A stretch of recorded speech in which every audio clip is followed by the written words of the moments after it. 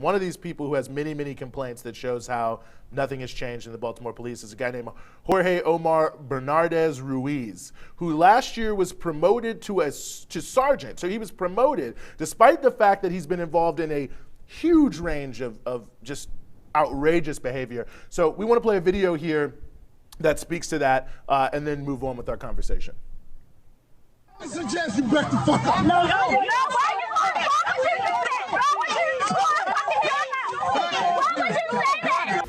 This is Baltimore City police officer Jorge Bernardez Ruiz. In a newly released video shot in 2016, Ruiz is seen with his knee on the back of an unknown man with a gun pointed at the man's head. His message was a clear one: concerned onlookers, adhere to my dictates or else. Here, we can hear Ruiz saying to Baltimore residents, I suggest you back the fuck up. No. It is documented that Baltimore police officer Jorge Bernardez Ruiz is a repeat violent offender, even without access to all complaints against Ruiz, undisclosed by BPD Internal Affairs records. 6 cases involving Ruiz are known. Case 1, Abdul Salam, July 1st, 2013. Police profiled me. They followed me in the back of my house, harassing me. Police proceeded to violently and hostilely approach my van with me and my son in it. As I announced, this was my home, guns drawn. Once they reached my vehicle, they violently pulled me out, ramshacked my vehicle with my 3-year-old son strapped in his car seat. Case 2, Darrell Harris. Yeah, I said, what's wrong with it? Improper way with There's no such thing as an improper way. You gonna tell me my job, bro? I know the law. Are you gonna tell me the law? I know the law. You gonna tell me the law? I know the law. What's the problem? You giving me a ticket? You need my license registration? Yeah, let me get it up. Profile, y'all use the seatbelt as a reason. Profile. Do me a favor, take out your keys. Yeah, you can record me. For what? Nah. I don't feel safe right now. Just 24 hours later, Bernardez Ruiz played a leading role in the police killing of unarmed Tyrone West. Case number 3, the murder of Tyrone West, July 18th, 2013. Wow, this officer, just to remind you, if you came in, promoted last year by the Baltimore police, despite the fact they're allegedly reforming them. We are very honored to be joined as we move forward here by Tawanda Jones, who's a freedom fighter with the West Coalition for Victims of Police Brutality, based in Baltimore. Tawanda, thank you so much for being with us. Thank you so much for having me. I mean, I guess the first question I just want to ask is, how did you feel to see that this officer who is involved in your brother's murder and so many other terrible things get promoted by Baltimore police? What does that say about the state of things there now with policing? It just shows me that it's the dog and pony show as usual. It's legalized genocide. They're okay with it. It's fine. And to me, just like having been in a position that I never asked for, going around the world, meeting different families, and it's the same thing in every case. It's just a different victim. These killer cops are promoted for how many bodies they drop, how much of brutality. If you put it on a scale, that's when they get big promotions, not just in my brother cases, in all the cases. But in my brother case, it's utterly ridiculous. And I really feel some type of way. If you see that scale and that report that you're talking about, that really is mind-blowing, is the fact that in 2015 up into 2019, 2020, he's still like brutalizing folks. And he had a history leading up in 2013, leading up to the brutal murder of my brother. Like, this is utterly ridiculous. Yeah, I mean, you almost don't know any other way to describe it. I mean, it just seems, it's just such a different, and I think it's also so different than what people see about Baltimore outside of the city. I mean, as you know very well, there was the Brandon Scott when he did the press conference, I guess, a few weeks ago and ended up going viral around the COVID-19 issue. He was addressing this saying, well, we're going to work on the consent decree. We're going to push this forward. And, I don't want to say he is or isn't going to do anything before he gets started, but let me phrase this a different way.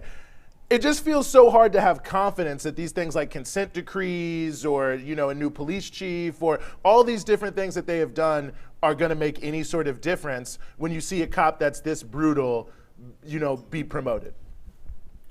Absolutely. To me, like I said, it's the Doug and Pony show. It's one only solution, and that's putting these killer cops in cell blocks. Anything else is very offensive to the families that are suffering at these tragic loss. And I don't feel safe. Literally, like this week, my cousin that stood out there on the front line with me, Tavon Anderson, may he rest in peace, but he was just brutally murdered. And just like what's going on in my city, we have so many unsolved homicides, right? And they want to quick to say, oh, it's community violence. I know for one, my cousin didn't have any beef in the street. He was a good, hard-working person. You get what I'm saying, Dennis? Ironically, that this all happened on the night. I'm on 11 o'clock news talking about Ruiz, and then an hour and a half later, my cousin is gunned down in the streets of Baltimore. Nobody knows anything.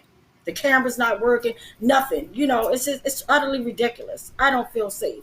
You see this terrorist on video, like terrorizing, and he don't care. His actions are so violent. He gets off and he points guns at witnesses that are standing around and threatening them and tell them to get the F back in the house. That's what he did in 2013 to my brother. When my brother was running, screaming for his life, when he was beat to death in broad daylight by 11 to 15 maniacs. Let's be crystal clear, maniacs with no restraint. But I know why Ruiz is getting away with it. Could it be that he's just married a state's attorney, Michelle Battle? They're in the bed with each other. That's what the hell's going on. And along with the medical examiner's office, who dumbed down the report that said my brother died from dehydration and because it was so hot outside. But why didn't those maniacs that were in full pursuit of killing one unarmed man that's armed, that had all this weaponry, why didn't they pass out and die? Why didn't their heart stop? They think we are idiots. I mean, it really is. That's the only thing you can think. I mean, it's obvious that it's a, look over here while we do something over there type of mentality. It's certainly not Baltimore, but I mean, it's such a high level there, the level of lies that are told and the tales that are spun. And I'm glad you mentioned what happened to your brother. And I think I realize I kind of buried the lead because I know the story well, being from DC for many years, having lived in Baltimore for a year. But for those who don't know, explain his case if you could and what happened to him, because people need to hear this, the level of brutality. And thank you so much. But let's be clear that Officer Ruiz, in case nobody doesn't know, the Gun Trace Task Force, this is an elite gun trace violent force, the biggest game in America, right?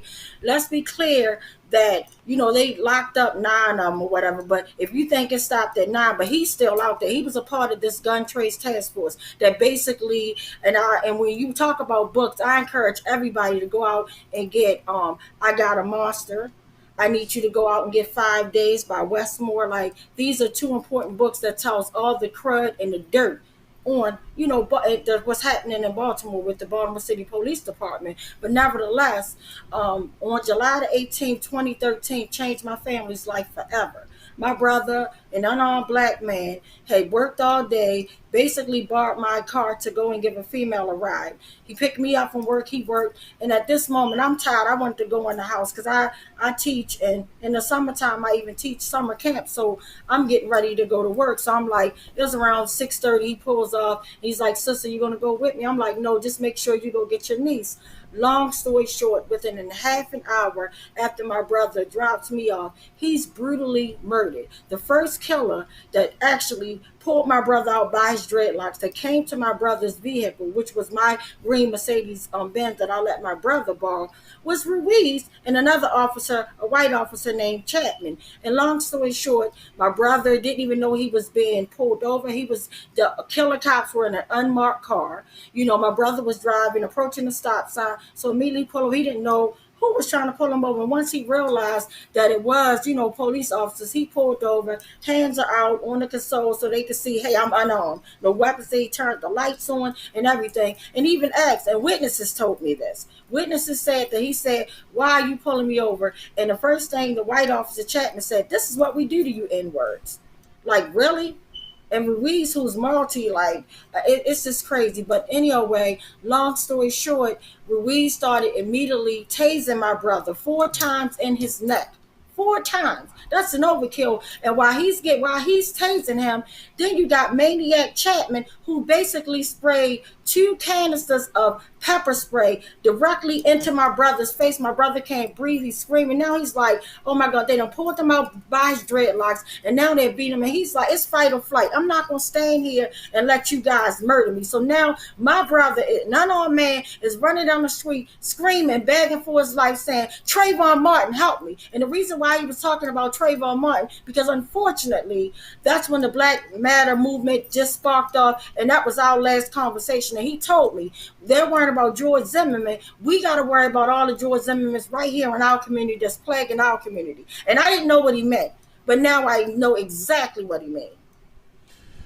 Wow. Well, thank you for sharing that. I mean, and real quick, please. It took them, so literally they murdered my brother, and then they called up, like, so they did this little signal 13 or whatever, because Chapman got some spray in his eyes. They wouldn't give a damn about my brother as a man dying on the ground. And then the other 20 officers show up, and they start, it's a sport now, they're all kicking and stomping, one unarmed man, and then they let a 300-pound man, 320-pound man, David Killer Lewis from Morgan State University, a big, tall African-American man, sat while my brother was dying with his foot in my brother's neck and knee in his back in a hog-tied position, like utterly ridiculous. And they took 154 days to break my family heart to give us a partial autopsy report that did not say that my brother was murdered. Some foolishness. Wow. I mean, it's what you said earlier. They must think we're stupid with the level of just everything they do. I hate to be a little speechless, but it just, you almost don't even know what to say. It's so completely ridiculous. The one thing I want to talk about as well coming out of this is West Wednesdays and what has been happening. I think every single Wednesday for 8 years now, 9 years? Yes, it's going on 8 years. This July 18th, 2021 will be 8 years. And the saying that we got one man, unfortunately, that came from my cousin who was mysteriously, brutally murdered. And it's just crazy. Like, and the crazy part, even when we were doing so with West Wednesday, it started with my family. We were like, we're not a family that's just going to hold up a sign and just protest. And no, we want accountability. We will never stop until those killer cops are in cell blocks.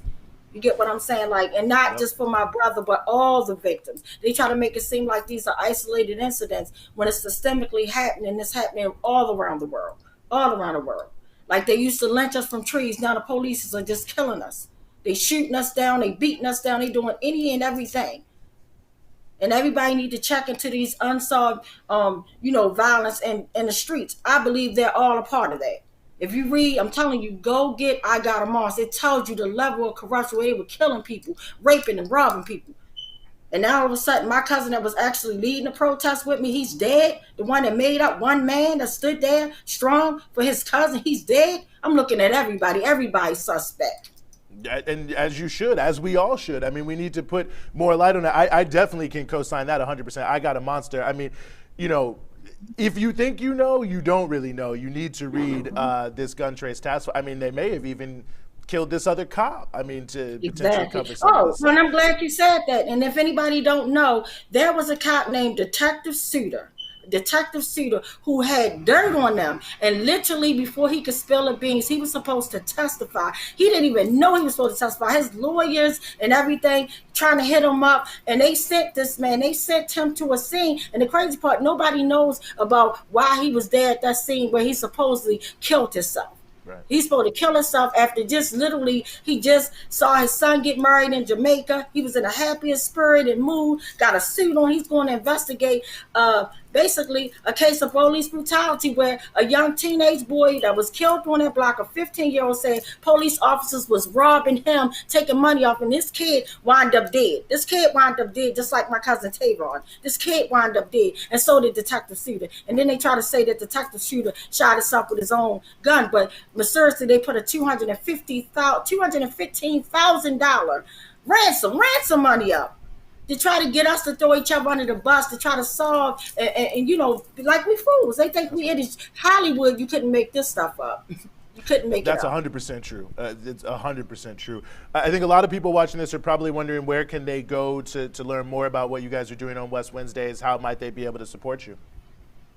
Absolutely, and thanks for asking me. We're on all social media platforms. All they have to do is hit the hashtag West Wednesday. They can even go on my brother's page on Facebook, Justice for Tyrone West. They can follow me, Tawanda Jones, on Facebook as well. So we're on we're on Periscope, Twitter, Twitch. But all you have to do is just hit that wonderful hashtag West Wednesday. You know, I really appreciate that. What you all do is wonderful with West Wednesday. I mean, so many of the cases that have been uplifted, the struggles that have been uplifted, we can't even go into all of them here. So please hit that hashtag West Wednesday on all of your social media platforms. If you're in Baltimore, if you're close to Baltimore, get out there on a Wednesday. Do what you can to support. That's the Freedom Side endorsement 100%. Tawanda Jones, I really, really, really appreciate you jumping on with us. I really appreciate you having me, and thank you for having a real show that breaks down this whole damn capitalist system. And let's, like I said, it's the highway of hell. They try to make these issues seem like, oh, police brutality is here, homeless is here, community violence. It's all connected to that highway of hell. And that's the struggle. That's the struggle of this damn corrupt capitalist system that needs to be knocked down, dismantled, knock it down, build it back up.